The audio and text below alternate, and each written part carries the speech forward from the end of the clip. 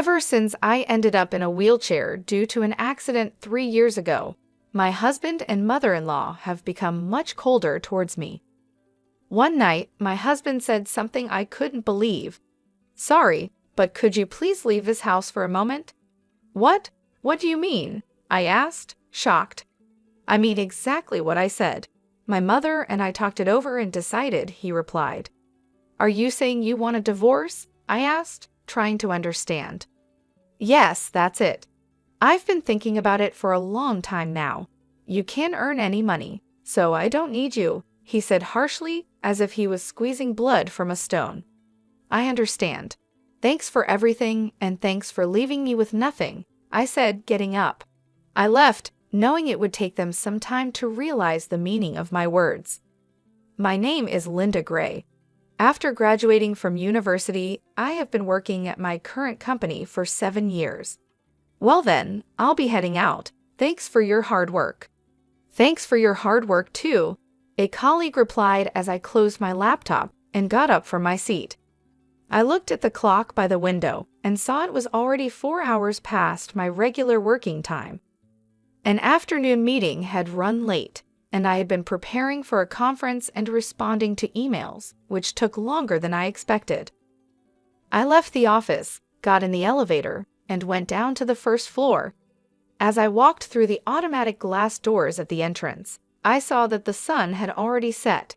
I checked the train schedule on my phone as I left the company gate and headed to the nearest station. On my way, I saw 2 of my husband's colleagues walking in the same direction. I wondered if Jack, my husband, was already home. We had stopped talking about work at home recently, so I had no idea if he was busy. Talking about work at home had been making Jack cranky, so we naturally stopped discussing it. As I rode the train home, I stared out the window, lost in thought, watching the scenery go by.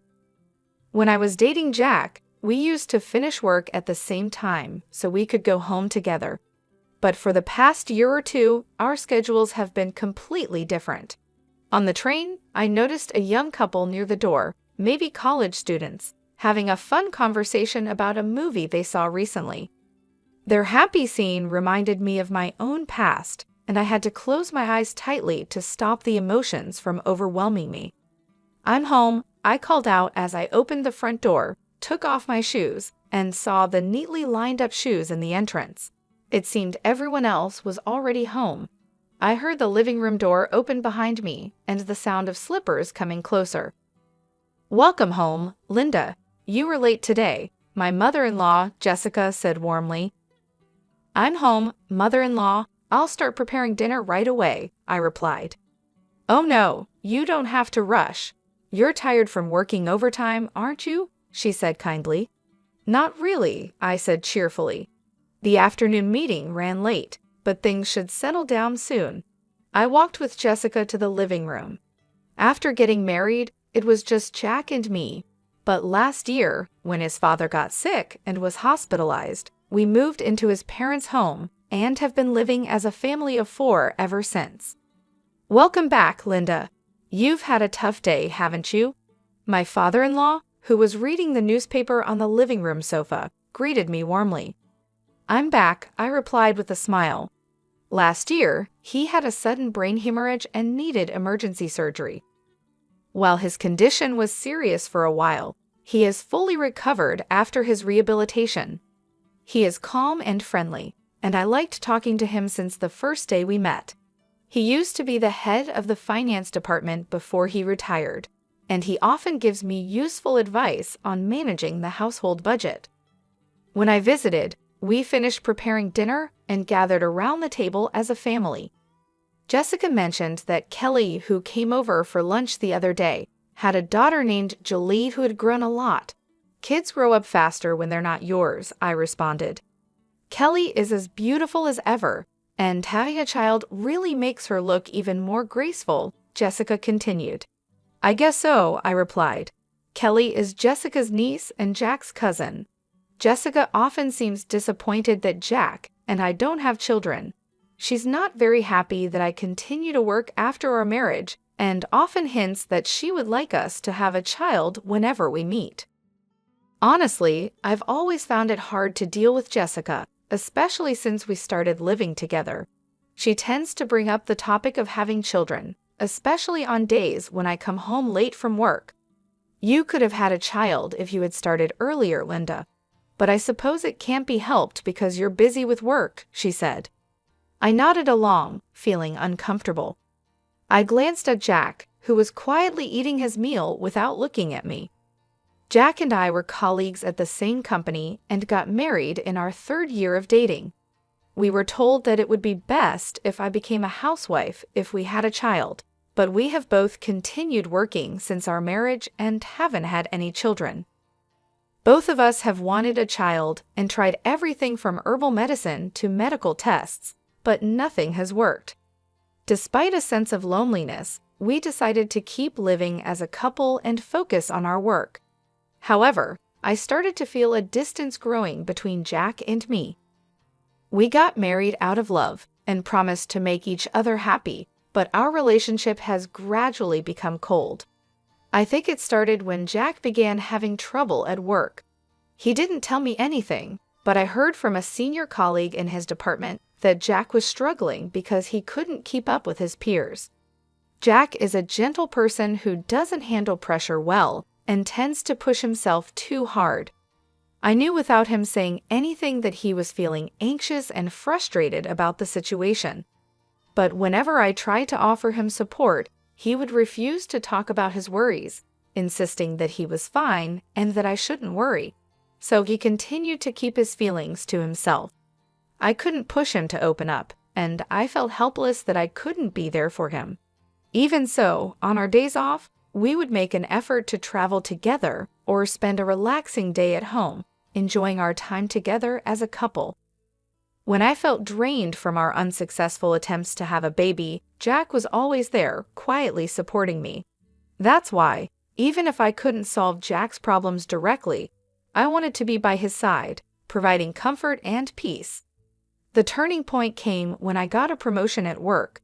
I was recognized for my achievements on the projects I worked on and was one of the fastest among my peers to get promoted. That's amazing, congratulations, Linda, Jack had said. I can't forget the look on his face when he congratulated me. I was so touched that I could only manage a simple thank you. As my work got busier, the distance between Jack and me seemed to grow. We spent less time together, our conversations became fewer, and when my income surpassed Jack's, we hardly even made eye contact anymore. I would watch Jack as he finished his meal in silence and then left the table without a word. I can't help but wonder if I hadn't been afraid of being pushed away and had tried harder to support him, would we have a different relationship now? When I opened my eyes, the first thing I saw was the bright white light of a fluorescent bulb. After blinking a few times, I looked around and realized I was lying in a hospital bed. I looked down and saw an IV in my arm, and both of my legs were wrapped in layers of bandages and casts. The moment I tried to move, an intense pain shot through my body. Tears welled up in my eyes from the sheer pain. My body felt as heavy as lead, and it seemed impossible to move. What on earth had happened? I tried to recall my memories leading up to that moment. I remembered going to work as usual, finishing a meeting and report, and leaving work on time for the first time in a while. After leaving the office, I was heading towards the station, which was busier than usual because of rush hour. Then I heard the screeching sound of sudden brakes from behind me. I turned around and felt a violent shock.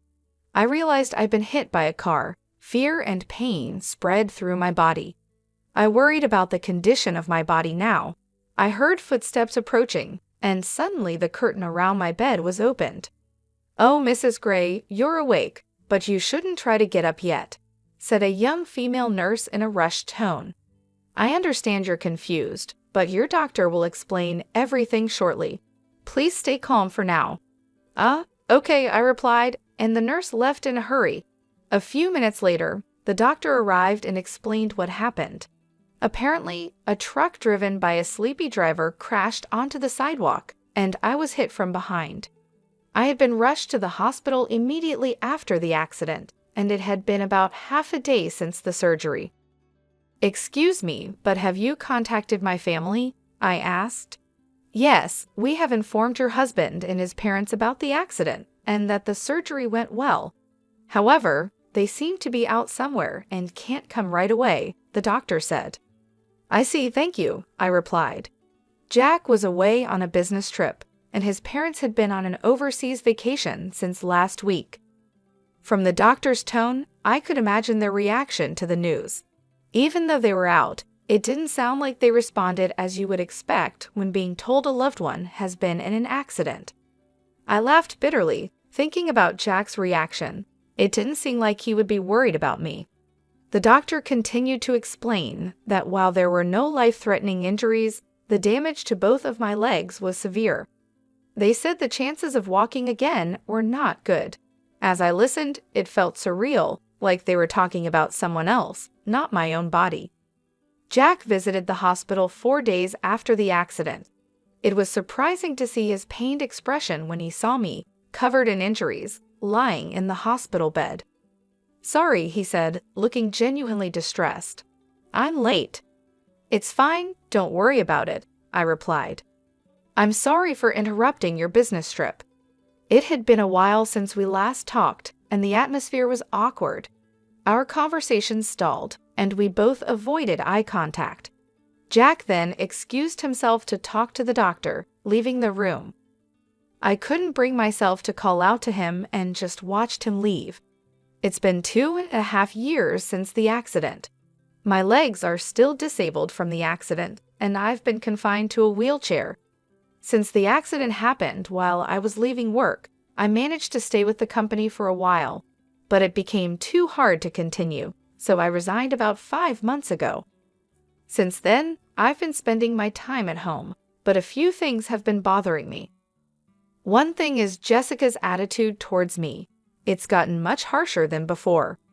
"Linda, do you have a moment?" "Yes, of course." "I'm about to head out, but could you fold the laundry for me? It's just folding, so you can do it even if you can't move your legs, right?" "Yes, please be careful on your way out." "Well then, please get it done." Ever since I started staying at home, I've been getting more and more snide comments from Jessica.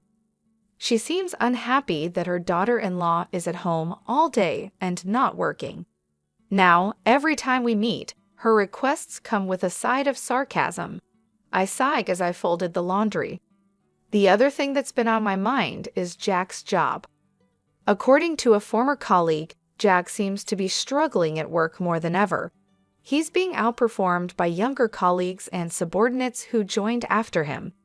He seems to be viewed as a burden by those around him.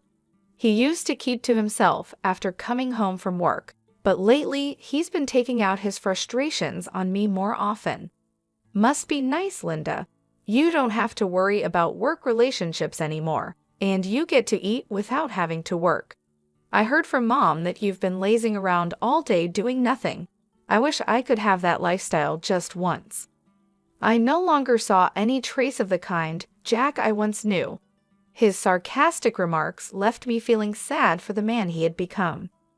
One night, he said, "I hate to ask this, but could you please leave this house?" I was at a loss for words, unable to understand the meaning of his abrupt statement. "What? What do you mean?" "I mean exactly what I said. My mom and I have talked it over and decided." I turned to look at Jessica, who was sitting next to Jack. "Linda, ever since you quit your job, you haven't contributed to the living expenses or helped around the house. You've just been staying at home all the time. To be blunt, it's a nuisance for you to stay here any longer," she said. I don't. Don't you think it's rude to live off others without making any contribution to their household?" Jessica continued, a triumphant look in her eyes. Jack remained silent, avoiding eye contact with me. "Jack has a tough job too. Just because you're married, he doesn't have to support you anymore," she added. I looked at Jack, who was staring down. "Jack is asking me to leave. Is this your way of saying you want a divorce?" "Yeah, that's it. I've been thinking about it for a long time," he replied. So after all this time, you have no feelings left for me. Why would there be? Of course not, Jack said, his words spilling out like a flood. Do you know how miserable I feel every time I see your face? You must have looked down on me, thinking you were better than me every day. It felt like the threads of our relationship were unraveling one by one. I tolerated you because you were contributing to the household expenses, but things have changed now. You're just someone who neither works nor has money, he said, clenching his fist, his words cutting like a knife. I don't need you now that you can't earn money. The last thread snapped. I understand, I said. For the first time, Jack looked at me. But I have a condition. All the divorce procedures will be handled through a lawyer. If you agree to that, I will pack my things and leave within the week. Sure, that's fine, right, Jack? Jessica said. Jack nodded silently. Well then, that's how it is, Jack, I said, jolting him out of his silence. Thank you for everything up until now, and thank you for leaving me with nothing, I said before walking out. A few days had passed since I left the house. When I checked my phone, I saw a call from Jack. I stared at the screen for a few seconds before picking up. Yes. Linda, I'm sorry. Could you please come back? He said. What's this all about all of a sudden? I asked, surprised by his change of heart. I heard from my dad that even after you quit your job, you've been covering our living expenses. You've been investing since you were working, haven't you? And now you're able to cover living expenses with the money you make from dividends, Jack said, his voice tinged with regret. Yes, that's right. So what? I responded, not sure where he was going with this. I left the household budget to you and my dad, so I didn't know anything about our finances. I thought we were living off my income, but now I realize we were mostly living off yours. I really regret saying such terrible things. I'm sorry, Jack continued, his tone softer, almost pleading. After we got married, we merged our finances, and I began investing my own money. My father-in-law encouraged me to invest, and he was the only one I talked to about financial management and investments.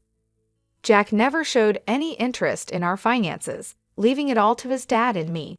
So, what am I supposed to do if I come back? I asked, trying to keep my voice steady. Well, my dad says that with my income alone, it's impossible to maintain the same standard of living we've had. Besides, I'm not confident that I can keep my current job for much longer. I'm struggling at work, and I don't know how much longer I can hold on, Jack admitted, his voice breaking. So what you're saying is you want me to come back so we can live comfortably? I asked, my anger rising. You really have some nerve.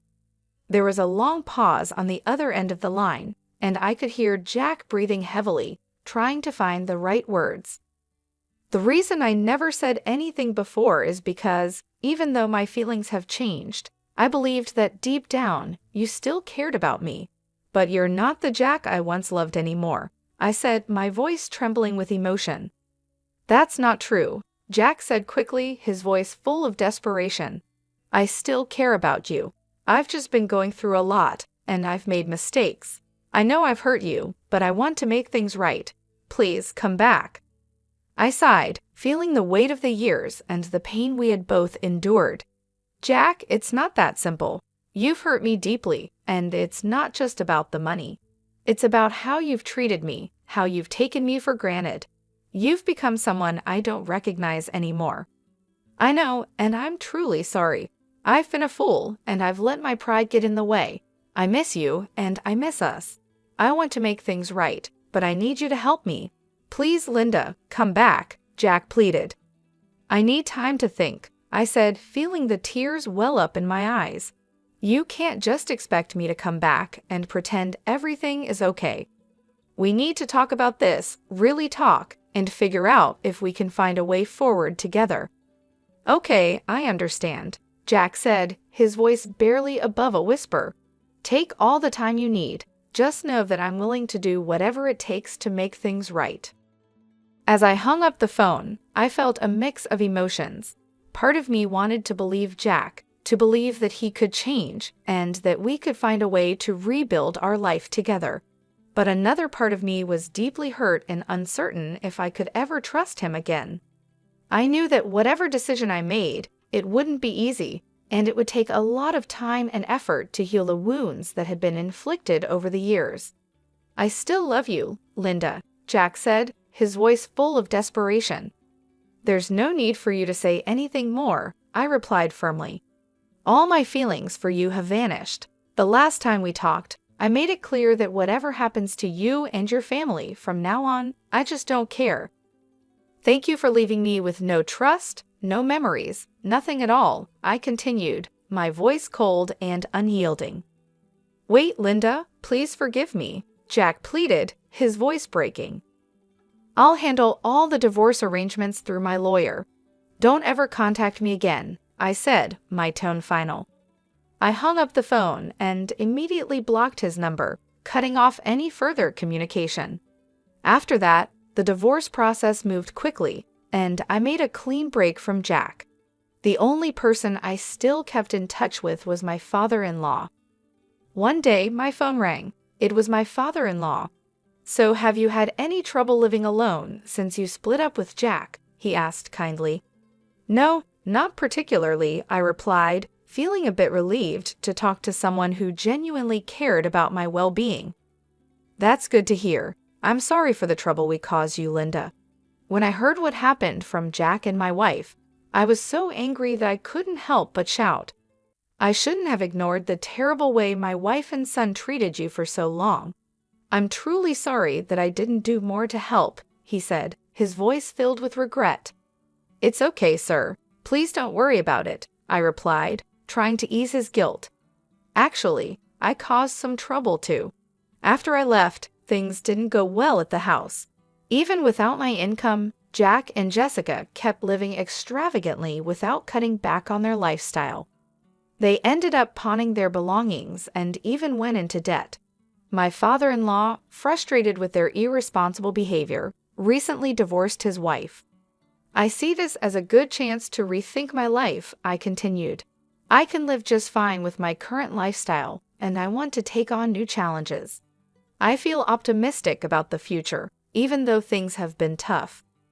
"That's the spirit," my father-in-law said, a hint of pride in his voice. "You've always been strong, Linda. I have no doubt that you'll come out of this even stronger." After hanging up, I reflected on how much my life had changed. I had always been the one to keep our household running smoothly, managing our finances and making sure everything was in order. After we got married and combined our finances, I began investing my own money with the encouragement and guidance of my father-in-law. Jack had never taken an interest in our finances, leaving everything to his father and me. Since the divorce, I've had to make some adjustments, but overall, I've managed well. I've learned to live within my means, cutting back on unnecessary expenses and focusing on what truly matters. I've also started taking on new challenges, exploring new hobbies, and reconnecting with old friends. It hasn't been easy, but I found a sense of independence and self-reliance that I hadn't realized I was missing. Reflecting on my relationship with Jack, I couldn't help but feel a mix of sadness and relief. We had once been so in love, but over time, our relationship had deteriorated. The pressure from his job, the expectations from his family, and our struggles to have a child had all taken their toll. Jack had changed, becoming someone I no longer recognized. His coldness and lack of support had driven a wedge between us, and no matter how much I tried to reach out to him, he had pushed me away. When I finally made the decision to leave, it was the hardest thing I had ever done. But now, looking back, I realize it was also the best decision for both of us. Jack needed to face his own issues, and I needed to find my own path. The divorce proceedings were straightforward, thanks to the help of my lawyer and the support of my father-in-law. He had always been kind to me, treating me with respect and offering his wisdom and advice on financial matters. Even after the divorce, he remained a source of support, checking in on me regularly and offering his assistance whenever I needed it. I learned that after I left, the household fell into chaos. Without my financial support and management, Jack and Jessica continued to spend recklessly, refusing to cut back on their lavish lifestyle. They eventually had to pawn their belongings and even went into debt. My father-in-law, frustrated with their irresponsibility and fed up with the constant stress, decided to divorce Jessica.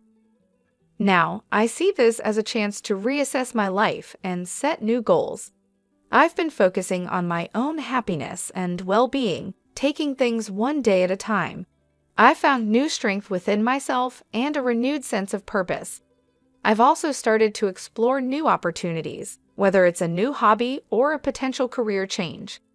Life may not have turned out the way I expected, but I'm determined to make the most of it. As I laughed cheerfully with my father-in-law over the phone, I felt a sense of relief and hope. The future is uncertain, but I'm ready to face it with a positive attitude and an open heart. I'm grateful for the lessons I've learned and the support I've received, and I'm excited to see where this new chapter of my life will take me.